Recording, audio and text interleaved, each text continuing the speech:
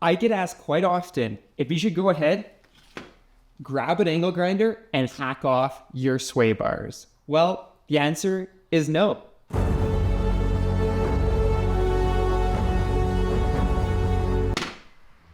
Okay, well that should satisfy legal now. The answer is actually a little bit more complicated than that. So today we're going to be talking all about it.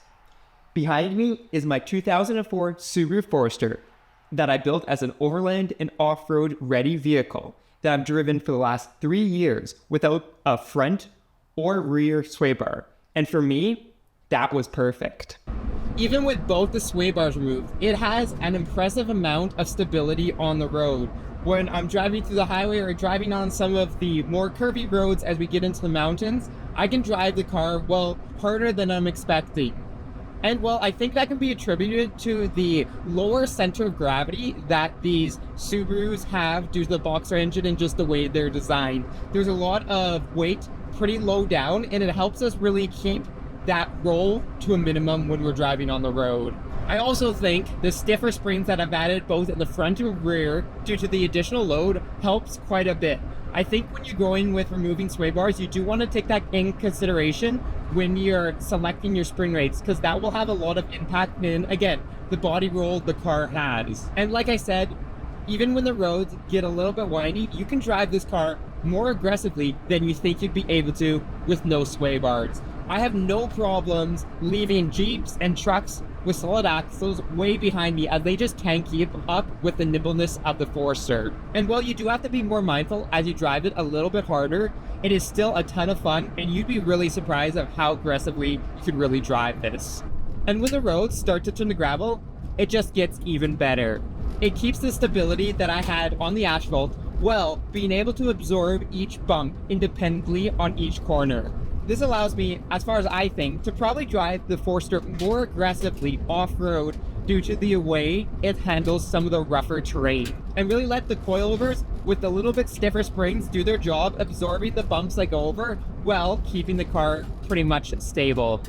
And with that being said, you're probably wondering if it can do Subaru things. Well, it's hard to get this car sideways on the gravel just due to its lack of power, but I can tell you, in the snow and in the ice, it gets surprisingly fun and drifts around corners really well for how much weight we have on the roof with that tent and that roof rack. We can have lots of fun on the ice track in the winter, well, still not being worried about, well, toppling over. And well, once you get off the roads and onto the trails and things get a little more difficult, that's where the lack of sway bars really comes into its own. It's going to allow each wheel, as I said, to independently react with the terrain and give you as much travel as possible.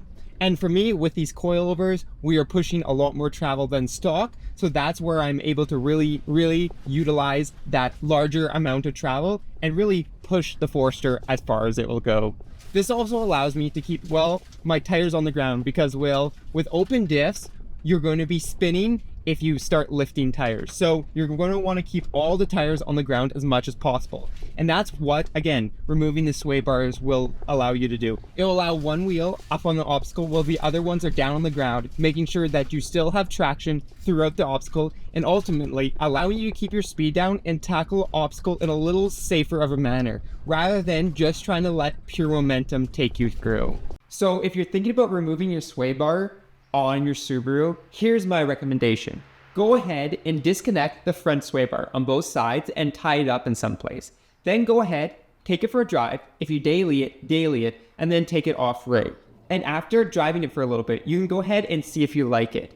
And if you do like it, you can go ahead and remove it permanently.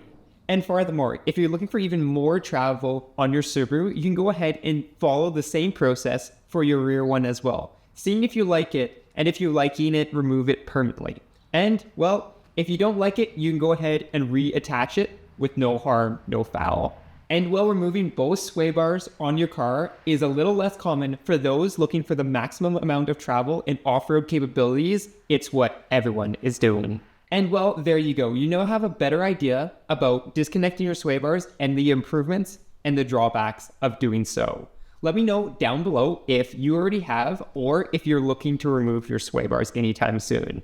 And while you're down there, don't forget to go ahead and check out the channel memberships as well as flat 4 off-road. And with that being said, I will see you guys on the next adventure.